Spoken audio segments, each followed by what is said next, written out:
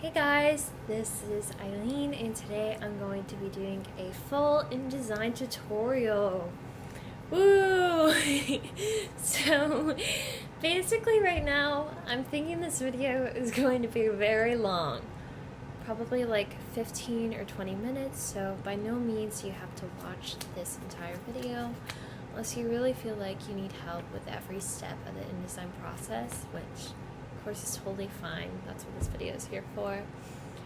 But I'm thinking right now that I'm going to just insert little clips from this video into the style guide document itself so that if you need help with like a specific step, you can just watch like a few seconds of a clip rather than going back through this whole video.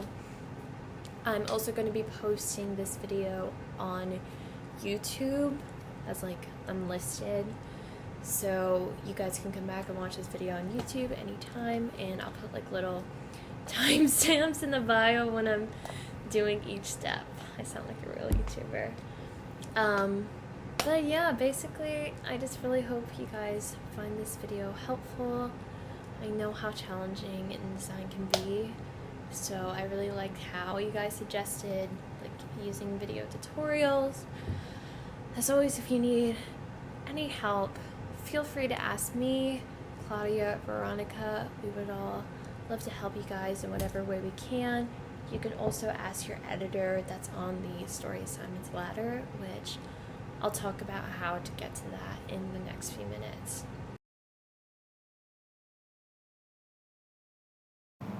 Hey guys, so in this first clip, I'm going to be discussing the journalism drive, how to like find your page number, open your InDesign document, and then just tips for navigating the journalism drive in general.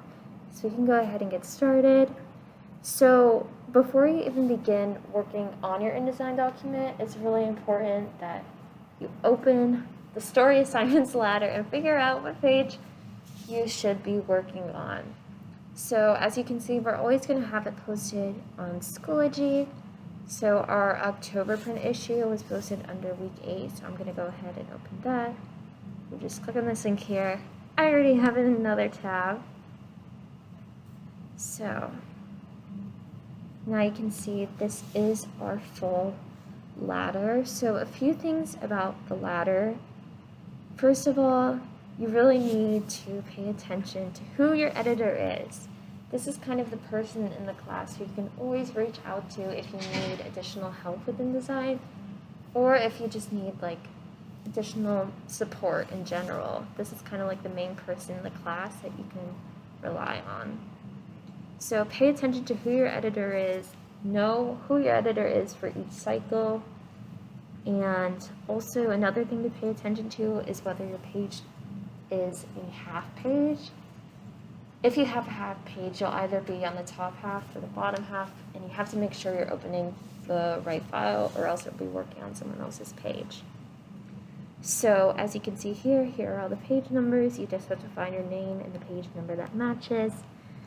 I already know for this issue, I was on page 27, as you can see here, and this is where the name of your editor would be. Since I'm editor-in-chief, my editor is Ms. Snyder, but as you can see here, there's a lot of different people in the class who your editor could be. Okay, so now that I know my page number, I'm going to go ahead and open the journalism drive. So, I know the journalism drive can be a little bit confusing. So first you want to go to your files, which should be at the bottom of like your toolbar. And it should automatically open up to this PC, but you can also click on it on the side here. So just click on this PC. There should be two networks, which is just like your school ID and then the journalism drive. So there are a few reasons why you might not see the journalism drive in your list of networks. First of all, in order to access either of these networks, you have to be connected to the Fairfax Wi-Fi. Also, sometimes the network doesn't show up for me and I just have to restart my computer and then it shows up. So there can be a few things that can be wrong with it. I would just troubleshoot, try restarting a few times, and if you still have issues, then of course you can come and reach out to one of the editors-in-chiefs and we'll help you. So you want to click on the journalism drive, and then you want to click on newspaper, and click on the school year, which for us is 2021-2022. And here you can see folders with all of our print issues will be at the top, and then you'll have your own folder with your name on it. So I'm going to go ahead and click on the October print issue, since this is the issue that I'm referring back to. And you're going to see two folders here, InDesign pages and exported pages. So you should only be working in InDesign pages. Export pages is mostly just for the editors-in-chief. So you can go ahead and open InDesign pages. This folder is where you should be saving your design draft at all times, like in between classes. While we're having like design work days, you want to save your draft back in here so that you're able to access it again. I'm going to go ahead and scroll down. I remember I was page 27, so I'm going to go ahead and open this. I already have it pulled up because it would take a few minutes for my InDesign to load. So just go ahead and click the name of your page number. And as you can see here, this is my InDesign page. So it's really important that once you've opened your InDesign document that you do not change the header at the top of the page or the October 2021 text at the bottom of the page. I know it can be a little bit annoying sometimes, and it may kind of be difficult to fit in with your design, but it really helps with the cohesiveness of our magazine. So just try and find a way to incorporate the header and the footer into your original design idea.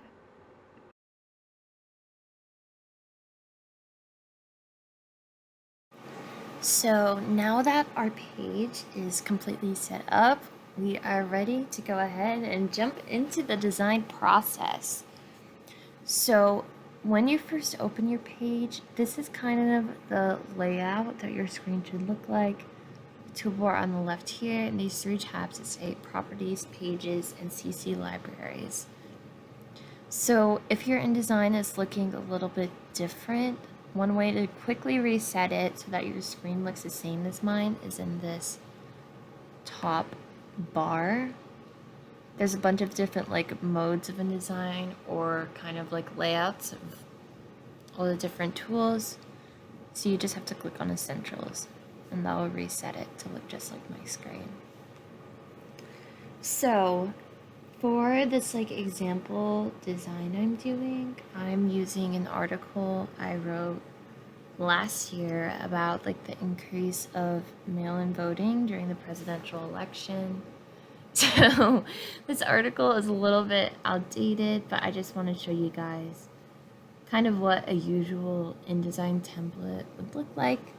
So we can go ahead and start with the headline. So for the headline, the first thing you want to do is find this little text tool on the left bar. You click that and you can create a box. It doesn't really matter how big it is in the first stage because we're going to like change the shape after we add the text. I'm going to go ahead and make a box and type in my headline, which is the increase in mail-in voting this year. So now that I have my headline all typed out, I need to go ahead and change like the font and the text size and things like that. So the easiest way to start like changing the text is by selecting the text box as a whole. You do not have to like reselect it. You can just click on this little selection tool at the top. This is the arrow that's not filled in. And look, it's already highlighted for you. Isn't that perfect? But if something goes wrong and your text box is not selected, all you have to do is click on it and it will highlight the entirety of the text box. So I'm going to scroll down here to where it says character. So the font that we're supposed to be using for the headline is Nirmala UI, specifically the bold kind. So I'm going to go ahead and type that out. It's really difficult to find the fonts we're supposed to use in here sometimes, but when I type it out, I'm always able to find it. So if you're not seeing the font, all you have to do is type it out. And make sure you're paying attention to the different types. For the title, we need bold. Go ahead and click bold. Perfect. The other two things we need to change are the actual size of the text. So for the headline, we need size 33. So you can click on this little font size button here and go to 33. Okay, perfect. And the last thing we need to change is the distance between the letters, which is this little V8 button here. I never understood what it meant, but you'll see in a second it increases the spacing between each character. So for the headline, we need that to be 40. So there is one problem with the headline currently, and that is the capitalization of the letters. For our headlines, we need all the letters to be capitalized, so I'm going to go ahead and rewrite that, and since I already made all these changes on the right, it's going to apply when I retype it out. So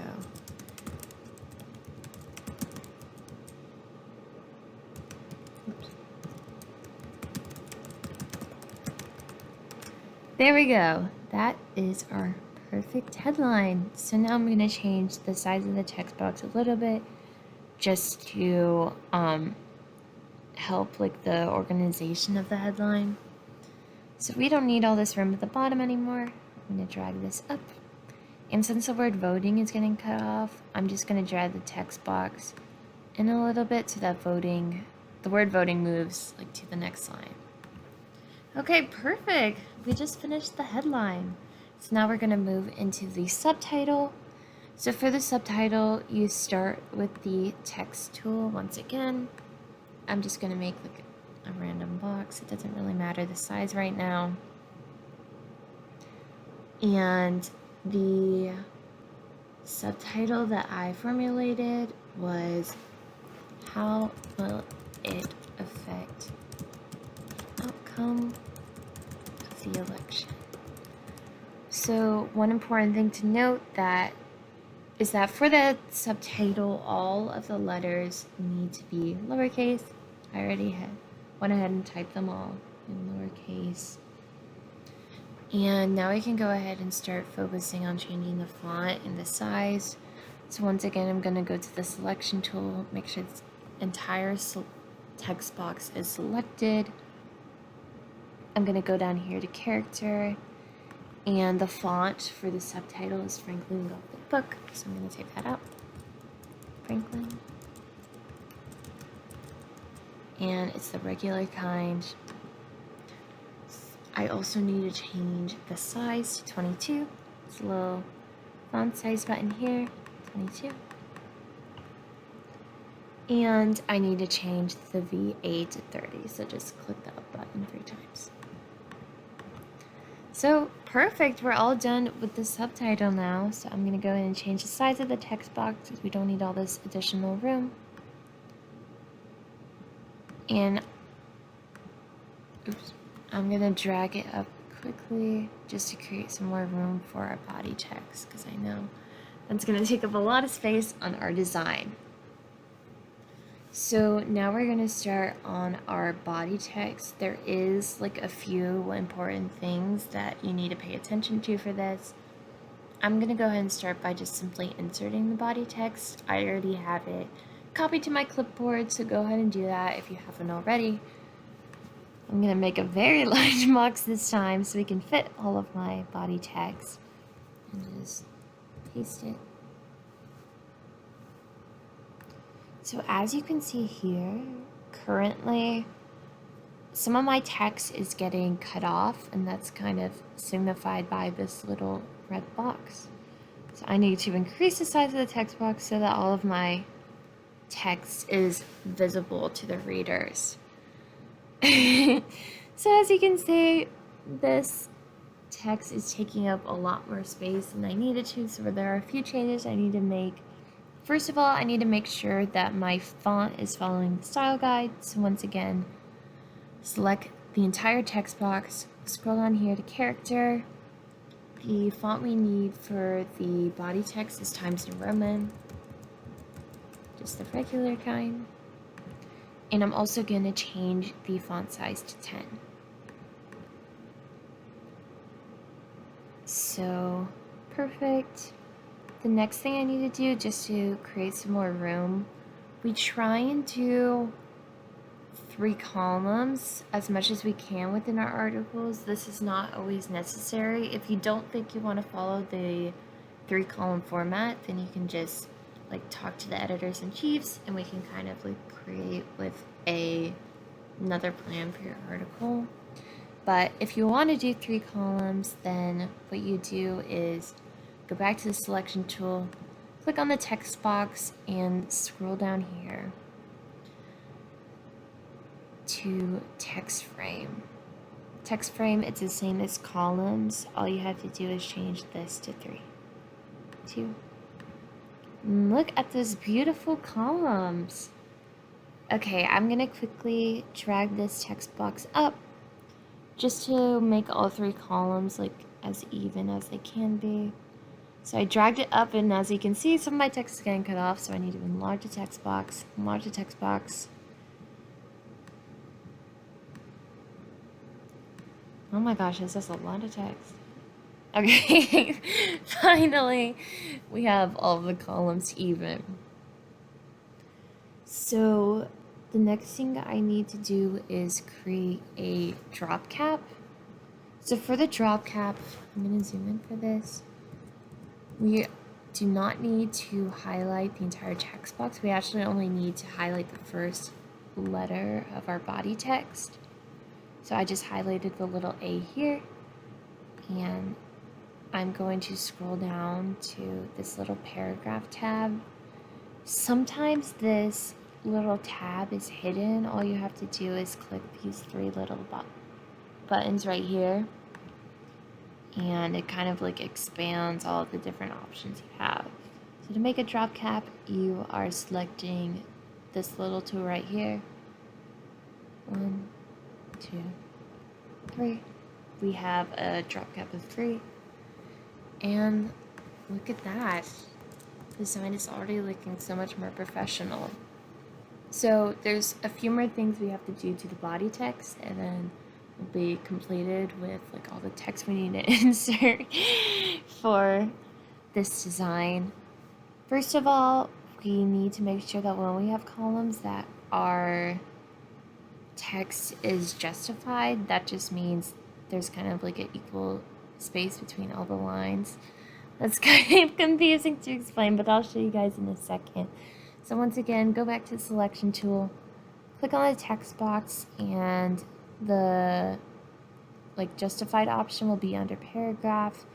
It's this little button that has all of the lines equal to each other in like a square formation. Click on that and see it looks a lot more like a professional newspaper now.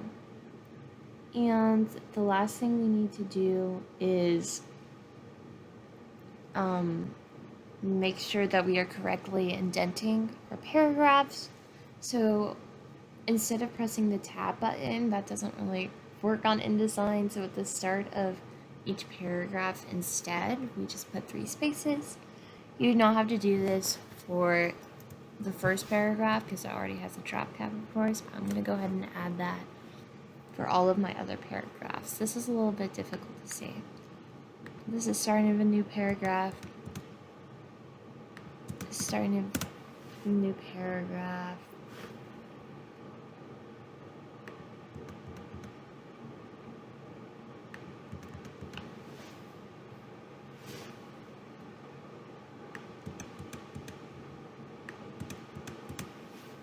I think there's only a few more.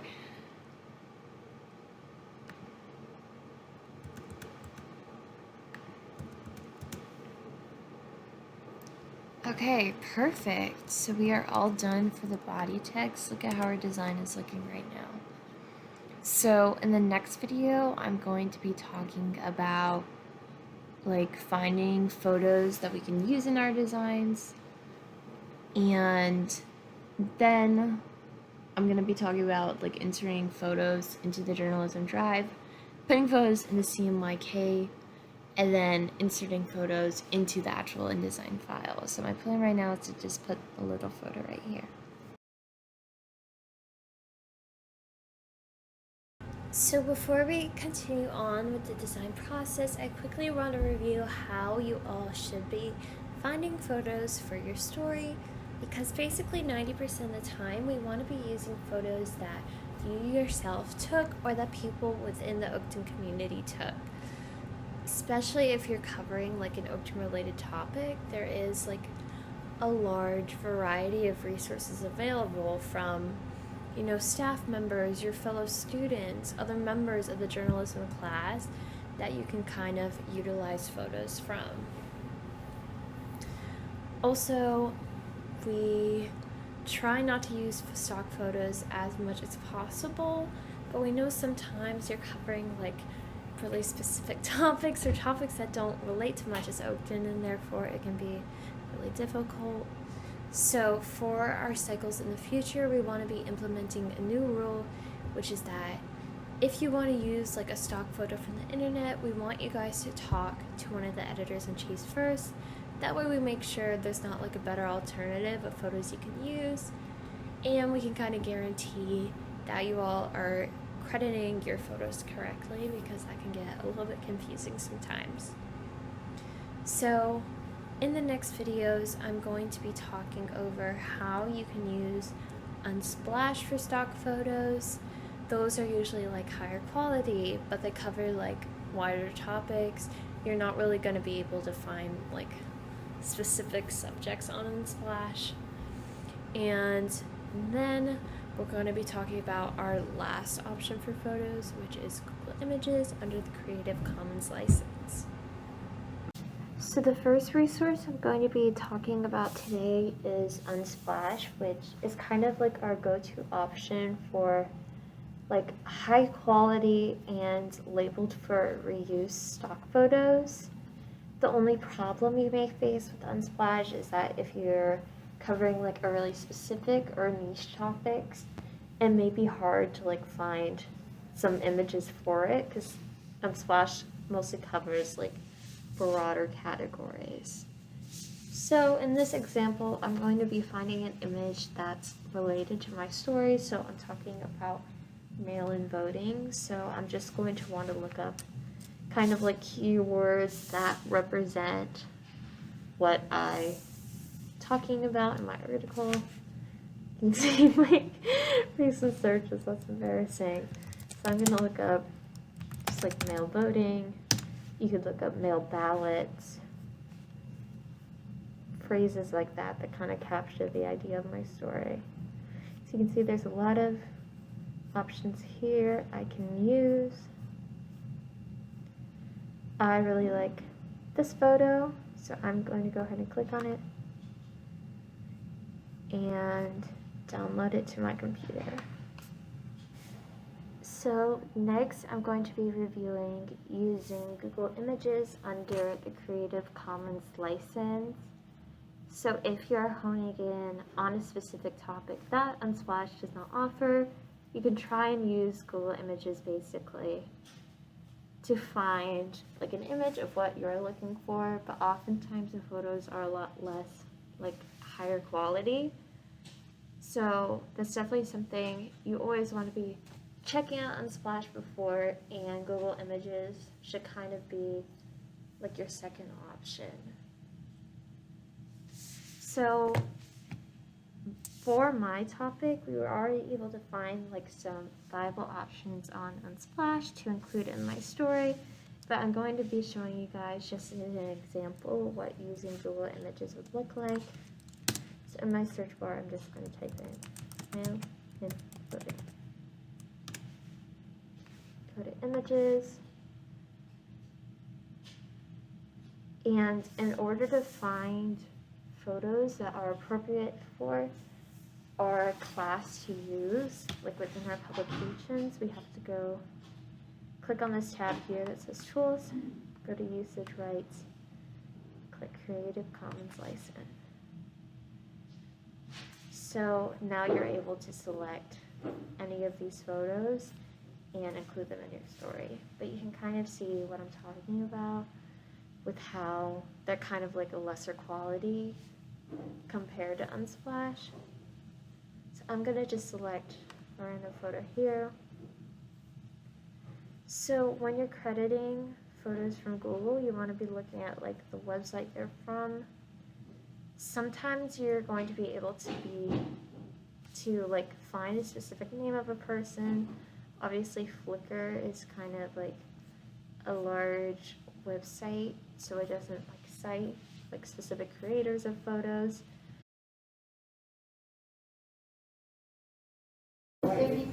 So now that I have my photos downloaded to my computer, I'm going to be showing how you can move photos from like your download folder into the journalism drive. I usually do this by just navigating this little tab on the left. So you can go, I have documents open, but I'm opening the journalism drive here. So you can see, open journalism drive, go to newspaper, go to 2021, 2022, and here is my folder right here, so I'm going to drag the image I just downloaded into it. And look, now it's here, but since this is such like a confusing name, I'm never going to really know like what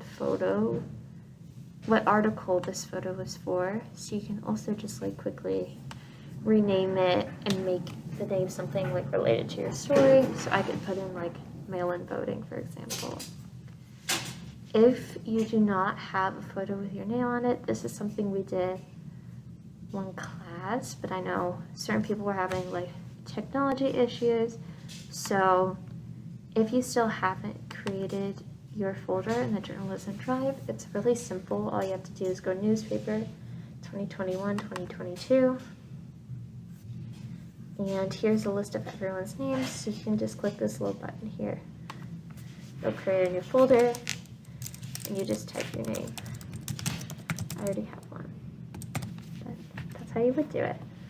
So yes, journalism drive is not as confusing as it looks. You just kind of need to like memorize the different tabs you have to click on to get to our publication every time. But other than that, you should be inserting all your photos into your named folder within the journalism drive under the 2021-2022 tab.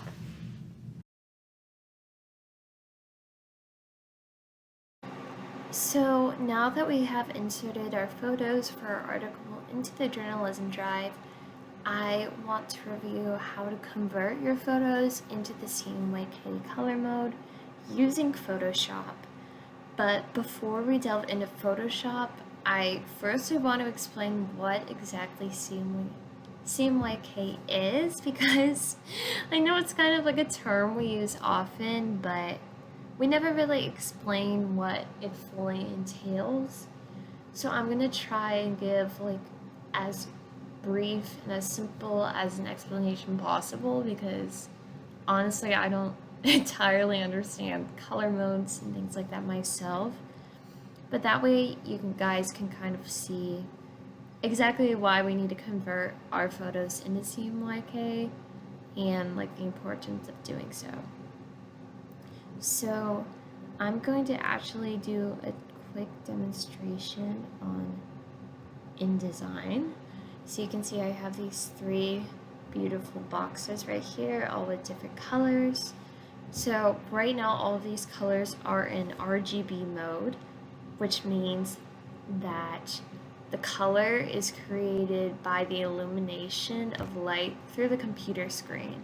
And how this differs from CMYK is that CMYK is what is used for printing.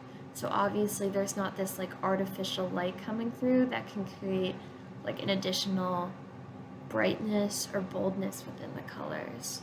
So there is a notable difference between like the shades in RGB mode and the shades in CMYK mode. So I'm going to show you quickly.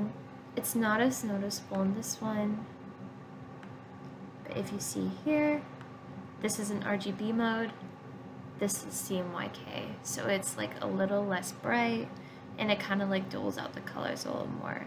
You can see it more clearly with the next two examples. Let's look at the screen. That's a really big difference between the color modes and blue here. So there is like a significant difference between the colors. So when you convert your photos into CMYK, it allows you to see what the photo will look like when it's actually printed. So it'll give you like a more like accurate depiction of what your final design will ultimately look like. And it allows like the coloring in the photos to be printed properly. So now that I've explained CMYK mode a little bit, it's totally fine if you don't understand like the explanation behind it fully. I mostly just thought this demonstration would help explain like why exactly CMYK mode is needed. So I'm gonna go ahead and go back to Photoshop. I'm going to open the photo that I inserted into the journalism drive. I'm actually on my home computer right now. Like I'm not connected to Fairfax Wi-Fi, so I am unable to use like the journalism drive. So pretend I'm opening my photo from my named folder in my journalism drive. So I'm opening my photo from Unsplash here.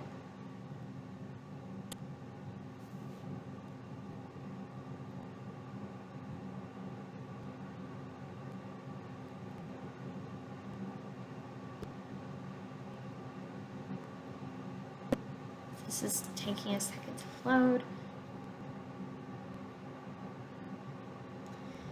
And all you have to do in Photoshop is go to Image, Mode. It's an RGB right now, converted to CMYK. Click OK. And loading. This is all you have to do. As you can see, for the colors in this photo, it didn't make as large of a difference, but you'll see with some of the photos you use throughout the year, there is like a notable difference between the RGB colors and the CMYK colors. So now that you've converted the file into CMYK, you're going to want to resave it to your computer, back into the journalism drive under your name folder, and I would recommend getting rid of your original file just so you don't get confused.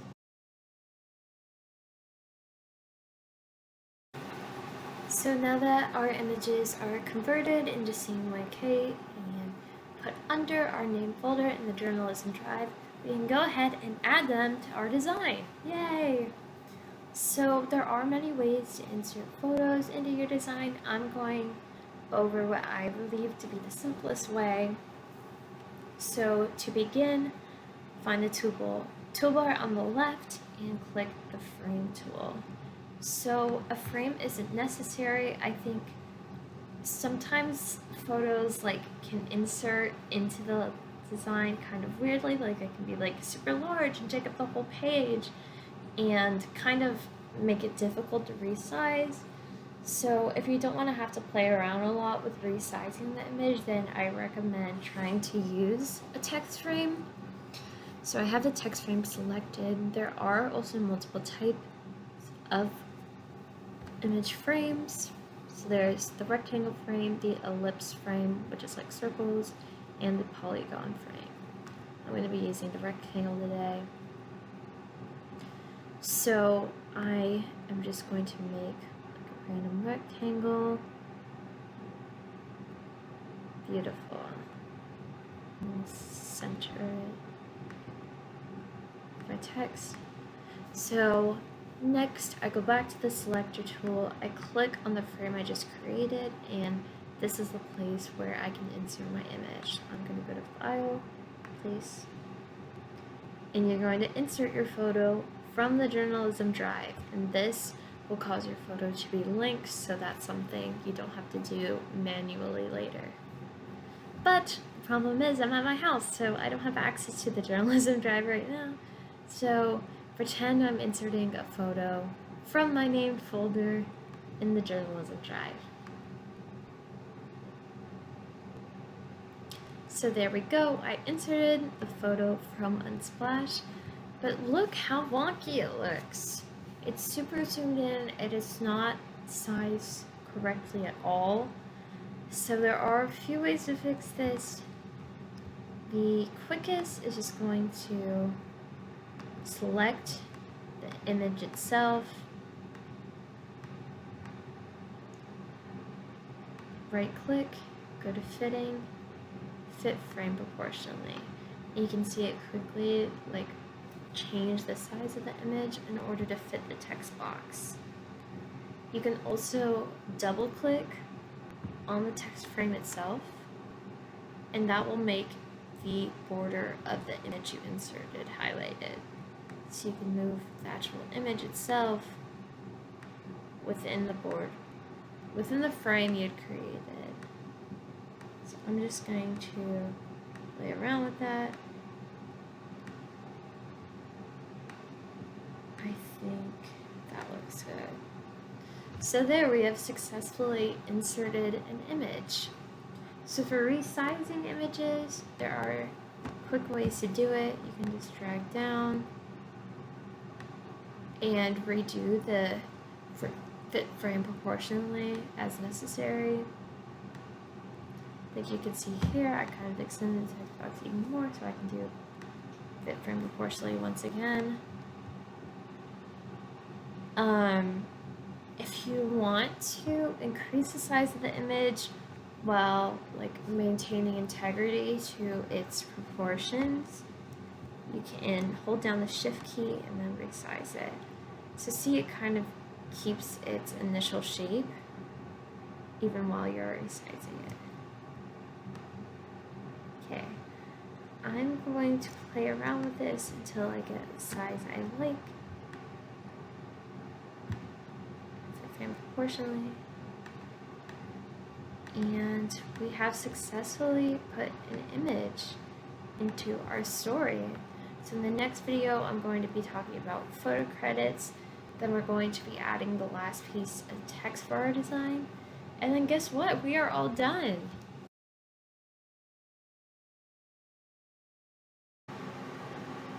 So next we need to add like a photo credits line under our image. So for this, I'm just creating a small text box directly under my image using the text box tool on the left. And I am going to go ahead and type out the appropriate photo credit for the type of image I'm using. So if you got an image from someone at Oakton, like a teacher or a fellow student, all you have to do is photo by and then their name. So I took a photo, for example, photo by Eileen Lincoln.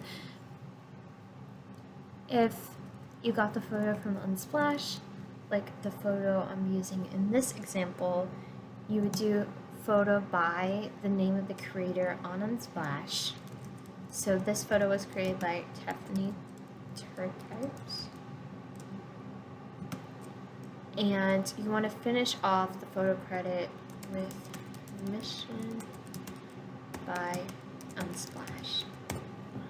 So that's how you properly credit photos from Unsplash. If you got the photo from Google Images under the Creative Commons license, then you'll write the name of the creator of the photo or the website, license under Creative Commons. Check the spelling on this. I don't know how to spell license correctly. So that is how you would do all the different types of photo credits. I'm going to go ahead and change it back. Permission by Unsplash. And work on the correct fonts. So the photo credit needs to be Normala UI. So once again, you can just open the little font tool here and just start typing in normal UI. If it doesn't show up, we need normal UI regular and size 10. I do not have the text box highlighted, so I'm doing that one more time. Normal UI regular, size 10. And you can adjust it so it looks the most clean under your photo.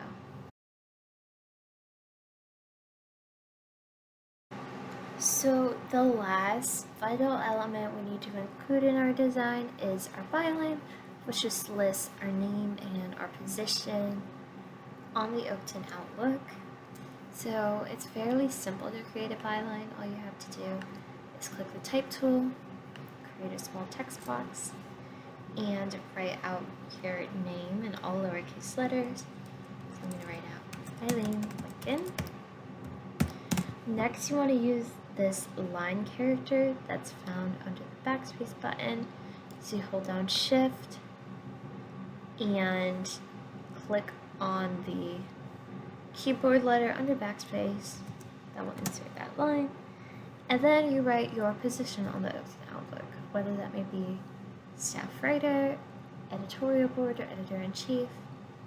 I'm going to pretend I'm a staff writer, so you would just write staff writer here. All we have to do now for the byline is just change the font. So I believe for the byline it needs to be Century Gothic Regular. So I just clicked on this tab and typed it out, Century Gothic Regular. And it should be size 12, which it already is. So I'm going to move my byline up here in order to create room for full quote.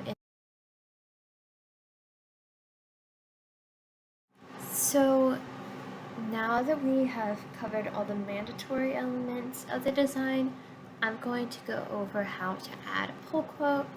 So obviously a pull quote is not necessary in all articles.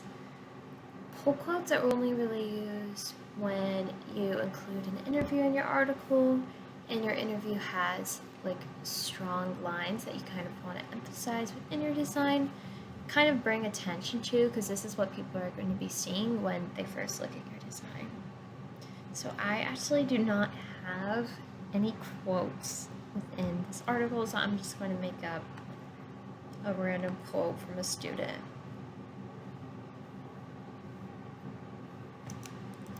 Male in voting is important to me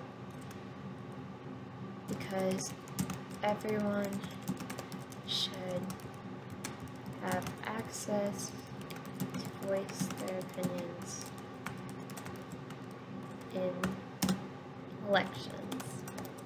I just made that up on the spot. I don't even know if that makes sense, but you'll probably have like a strong, interesting, attention-grabbing pull quote here. I'm going to put that in quotes. And underneath, I'm going to press enter. You need to write the name of the person who said it. I'm going to say I said it. You would have like the name of an open student or an open teacher. So their name,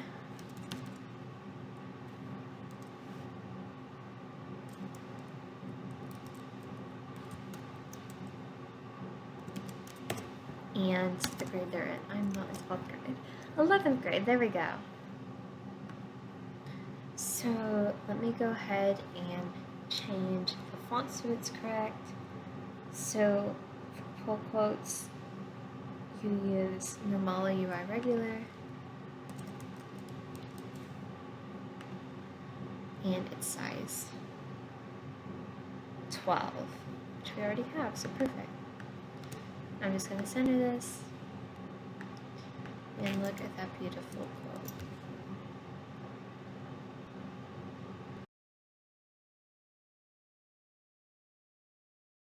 So with that, we have officially reached the end of our full InDesign tutorial, which is crazy. I did not expect the video to be this long. I think in the beginning I said it was going to be like 20 minutes, and as of right now it's like 40 minutes, which is insane. I really hope this video helped you guys because I put a lot of time into it. I know like the ending design was maybe like a little bit underwhelming. I really just wanted to go over the basics, but there are like a lot of simple ways you could have like spiced up that design and made it a little bit more interesting. Like I love adding lines, for example. If you see any of my designs, I always have a ton of lines. You can just add lines like under the headline, under the subtitle, under your body text. I also love adding like colored text boxes like behind images or behind like pull quotes or even behind like entire text boxes. I think the number one way to improve your InDesign is just by like looking at inspiration. So you know, start looking up like professional magazine spreads. I know we're all beginners with InDesign, and obviously I don't think we're gonna be able to create like professional looking designs, but I think it kind of gives you inspiration and it helps you to like put in perspective that, you know, even the addition of like small elements can really like change your entire design. But yeah, I guess that's it. So of course, if you need help with anything I went over, I promise anything, you can come and talk to me anytime. I sit near the back of the classroom on the left if you ever need any help with InDesign. I love helping with InDesign, so I promise you are not bothering me at all.